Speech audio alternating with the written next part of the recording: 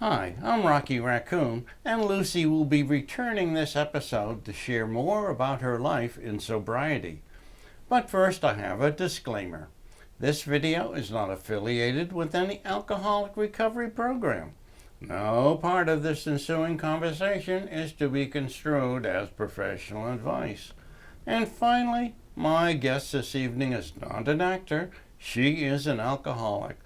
Please welcome back my guest, Lucy. Hi, Rocky. Hi, Lucy. It's nice to see you back on our program. There are many recovery programs in existence. Could you share a little about your journey to sobriety? Sure. Well, I first started recovery September 1st of 2015, and I was very, very sick. My family didn't do an intervention or anything like that, but the arguments, the blackout had gotten just completely out of control. Went to my husband and told him that I knew I needed help. And I had detoxed myself at home several times, and that is very dangerous, but I knew I was too sick. So went to treatment, and I was introduced to the 12 steps. And so the bulk of my recovery program has been AA, which I absolutely love. It saved my life. I also, though, use She Recovers. I've done work outside of AA, and my family also participates in Al-Anon and Alateen. So, but the bulk of my program is AA, and like I said, saved my life. I heard that many alcoholics have had slips and dropped out of a recovery program. Did anything like that happen to you?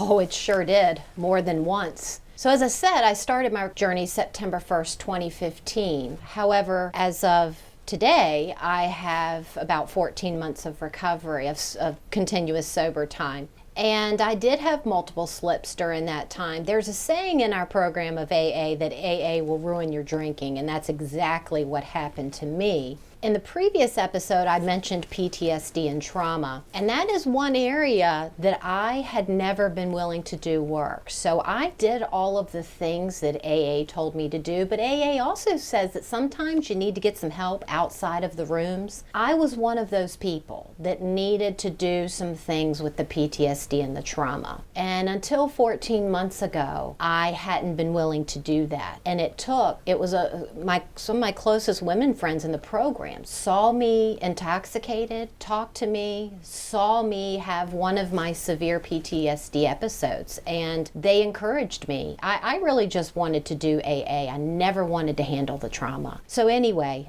working on things outside of the program is what has given me this more continuous, comfortable sobriety that I have now. Most of my days in the past 5 years have been sober days. However, I did keep going back out, but it wasn't for long. I love the sober lifestyle, so I came back. I understand that you are a member of Alcoholics Anonymous.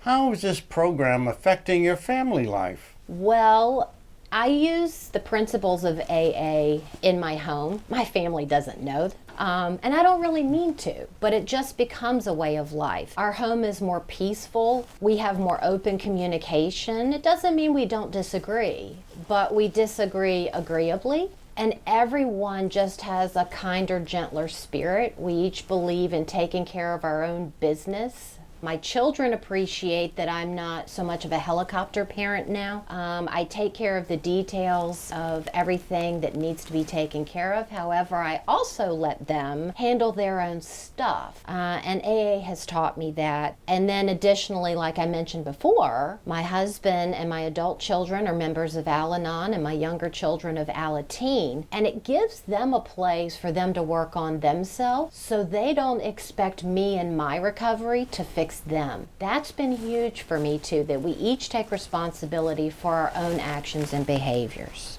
Wow, Lucy, that's great. Do you have any final remarks for our viewers? Sure. I really, Rocky, I can't believe the life I have today. And I used to really scoff when I would hear alcoholics say that they're grateful they're an alcoholic. But I'm one of those people because I'm now more contented, happy, joyous. My PTSD isn't off the chain. I don't have to control that problem with a substance. And so I would just like to encourage the viewers to reach out for help and not be afraid to get all the help that's offered in our world today. It's a sickness. We deserve help for it. It's not a moral failing. And I have a strong will, and a strong will couldn't fix this. So that's, I think, about what I want to share with you. Thank you, Lucy, for being a part of our program. Maintaining a sober lifestyle can be very rewarding.